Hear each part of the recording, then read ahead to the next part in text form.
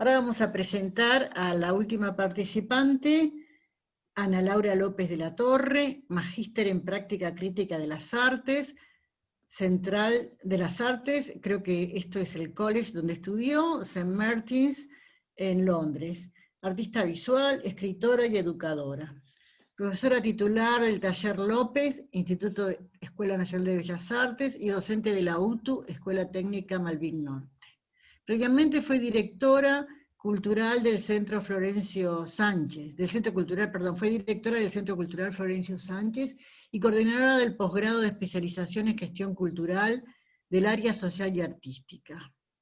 Docente de arte en vivo, performance y metodología de investigación artística en la University of Art London. Bueno, Ana Laura, tenés la palabra. Bueno, gracias. Bueno, vengo a estropear tan linda jornada, me parece. No, gracias por invitarme. Lo primero, como a lo mejor como situar, porque me parece que me convocaba a un espacio en donde se va a hablar de investigación, como se habla de investigación, con dos muy reconocidos investigadores hablando de sus investigaciones. Decir que yo, por ejemplo, no me siento afiliada al término investigación, a pesar de que muchas de las cosas que he hecho son consideradas investigación por investigadores, mis campos de actuación han sido más bien, bueno, el arte, y yo trabajo más cómodamente como dentro de las funciones universitarias en la extensión, es como mi gran vocación. Y entonces ahí hay como algo como que es interesante, que hablamos mucho de las personas que trabajamos en extensión, de cómo todo el tiempo estamos investigando con las personas con las que trabajamos, pero tiene como otra jerarquía epistemológica de recursos, de valoración en las trayectorias académicas, incluso las metodologías de investigación que nosotros usamos. A veces no es tan fácil vendérselas a CSIC. Entonces, bueno, como que terminamos como siempre ese lugar. Entonces, tanto las artes como un espacio dentro de todas las disciplinas académicas, en donde parece que no se produce conocimiento, no por lo menos en los términos, como en esa práctica de hacer con otros en territorio, de aprender, de crear conocimiento junto con las personas con las que trabajamos en extensión. Ahí hay como dentro de la academia, dos subalternidades que se cruzan. Tanto en las artes como un espacio de conocimiento, como la extensión, cada una en su lugar, son prácticas que están subalternizadas dentro de la academia. Y creo que también ahí hay como una cosa como de afecto también por acercarnos también a los sujetos más subalternizados desde nuestro propio lugar de cierta desvalorización. Quizás no con los mismos impactos económicos y de violencia que viven las poblaciones subalternizadas, pero sí a nivel como simbólico, por lo menos. Entonces, como desde esa doble conciencia, ¿no?, de la que hablaba Dubois, como a mí me parece interesante, por ejemplo, como a mí me convoca mucho a evaluar proyectos de investigación de ciencias sociales, de las humanidades, y yo he tenido que aprender a leer eso, a entenderlo y a entender cómo funcionan esas metodologías, los marcos teóricos. Tuve que como absorber todas esas cosas. No veo como que lo contrario pase, ¿verdad? Uno se tiene como que especializar en otras disciplinas de alguna manera sin haber hecho las carreras, pero eso es como interesante, y a eso se refería Dubois con doble conciencia, cómo las personas negras saben lo que es ser negro, pero también de alguna manera entienden lo que es ser blanco, porque todo el mundo está presentado para ellos como blanco. Y eso me parece que es como algo que desde los lugares que ocupamos en las artes, trabajando en extensión, hay como algo ahí que para mí, como es rico para mí, para pensar, para trabajar y para situarme. Después, las culturas populares. Estuve escuchando muchas de las conversaciones en el coloquio y me pareció como muy interesante toda esa genealogía, digamos, teórica, crítica de la que hablaron. Yo me siento muy, muy cercana a eso. También viví muchos años en Inglaterra, entonces como es algo que no solo es desde la lectura, sino desde una cercanía con la cultura obrera británica, y viví en un barrio negro, muchos años, muy metida en la comunidad afrocaribeña, con todo ese pensamiento maravilloso del Triángulo Atlántico. Entonces, estas cosas de las que hablamos, Raymond Williams, Stuart Hall, bueno, después todo como el pensamiento radical negro, que es quizás al que me siento como más cercana en términos intelectuales, afectivos y políticos. Hay algo biográfico también, o sea, me parece esto como lo de la cultura popular en problema, me resultó simpática, porque mientras haya clases populares, mientras haya pueblo, la cultura popular va a existir. O sea, va a existir digamos, lo que digamos, la estudiemos o no. Y yo no veo, por lo menos mi contacto con los sectores populares, mi contacto más cotidiano y cercano es con mis estudiantes de la UTU. Yo soy docente de la UTU en Malvin Norte, trabajé muchos años en el Cerro también.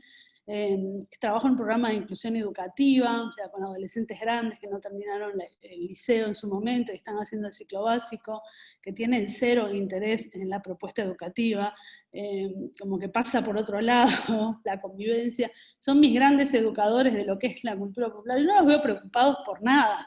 O sea, en todo caso, preocupados porque no tienen, en la casa no hay plata, o porque la que les gusta no le da bola, como esas preocupaciones bien como pragmáticas, pero cosas bien interesantes que a veces como fuera de la convivencia es difícil de ver, cosas que a uno lo sorprenden. Entonces para mí, ¿cómo investigar? Me parece que hay algo ahí, más allá de lo metodológico, decir, bueno, yo creo firmemente que la investigación, como la trabajamos dentro del campo de la extensión, para mí es como hay que hacerlo.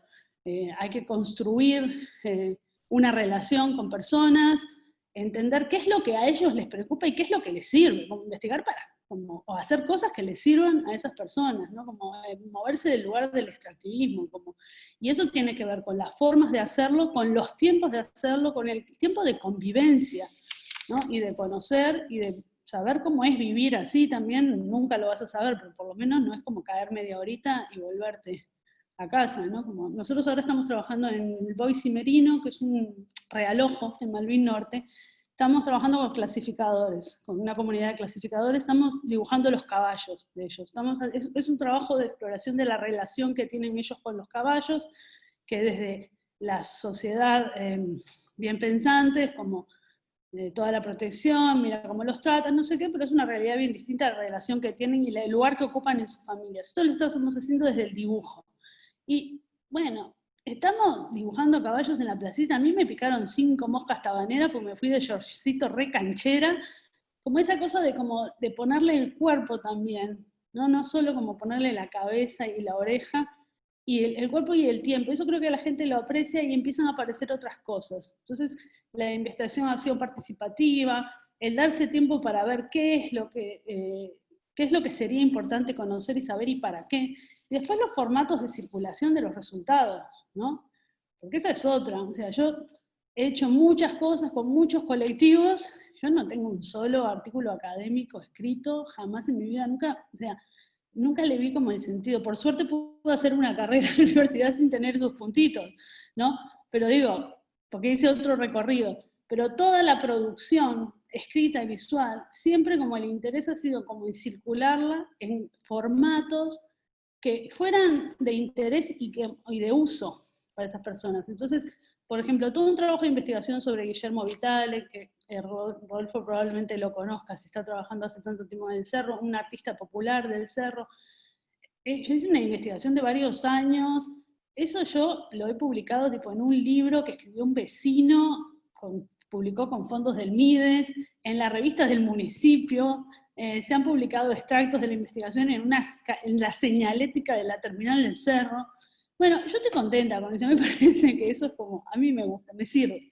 No he precisado como otras cosas, pero me parece que sin desmerecer que es necesario para las carreras académicas y para el trabajo de otras personas publicar en eso, se puede hacer un esfuerzo también para publicar en otros contextos, otros formatos y de otras maneras. A mí me parece que falta un poquito como a veces como de entender lo importante que es. Y en ese sentido creo que la práctica artística tiene como una gran ventaja, y es que nadie te va a pedir quedarse con tu monografía de 300 páginas, ni la van a leer.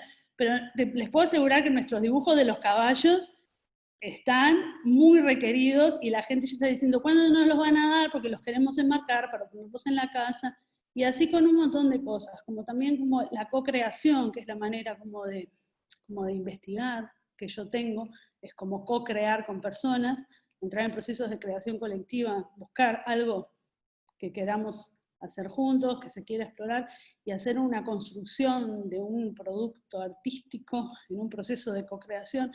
Eso hay como un interés más grande de apropiarlo y de quedárselo, porque entran otras cosas también, más allá de como de la co-creación, de que cuando uno pone lo suyo de verdad, y no solo la palabra, como se apropia de eso, sino también porque son formatos o formas de circular la cosa que la gente los moviliza en términos afectivos y les pueden dar otra significación. Me parece que distribuyen el capital cultural de una manera que lo letrado, la cosa escrita, le cuesta más. Y después lo otro, como y esto ya es más una reflexión sobre lo que estuve escuchando a lo largo de los coloquios, es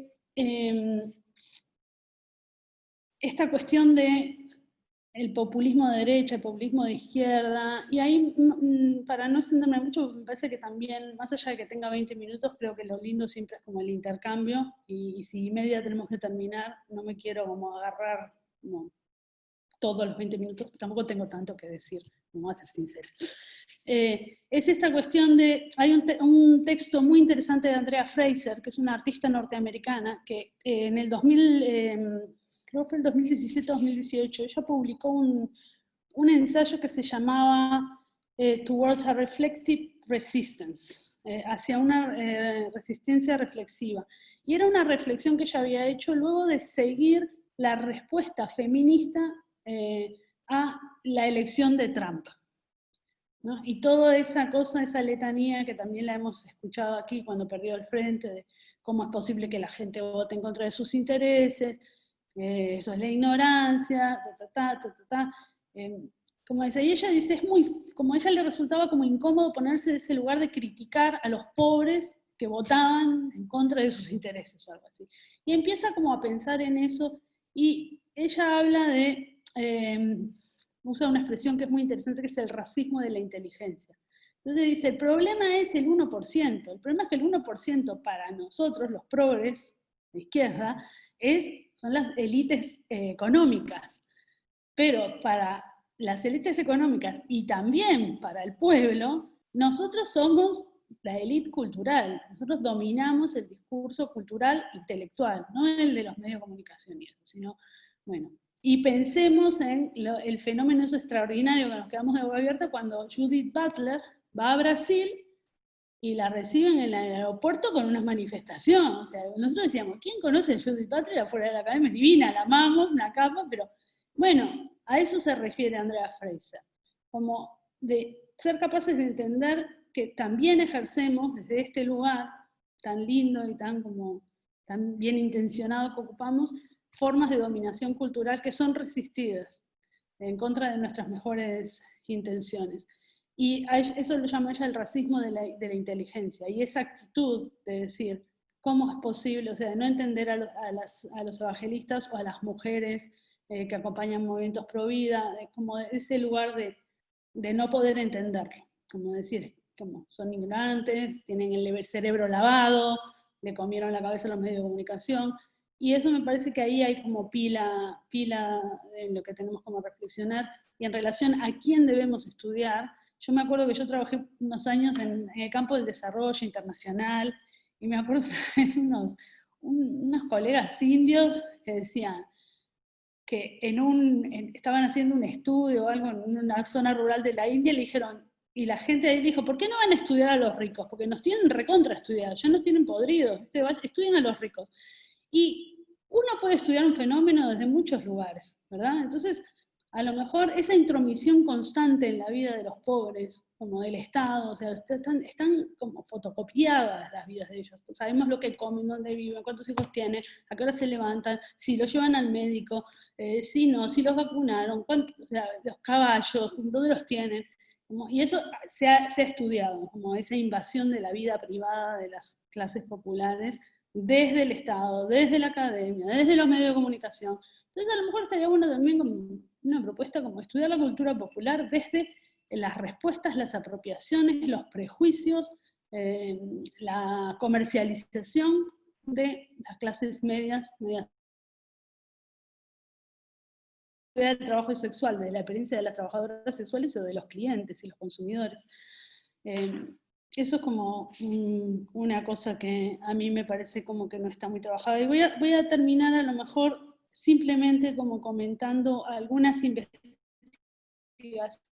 investigaciones, así, en ese sentido que le digo yo, de trabajo de co-creación desde las artes, contextos territoriales o comunidades, que pueden ser como, Rodolfo hablaba de las trabajadoras domésticas, ahora Valeria Lepra, que es una colega acá de Bellas Artes, ella está haciendo una investigación basada en arte, o sea, con un proceso de arte participativo con trabajadoras domésticas, explorando sus usos del tiempo libre, justamente.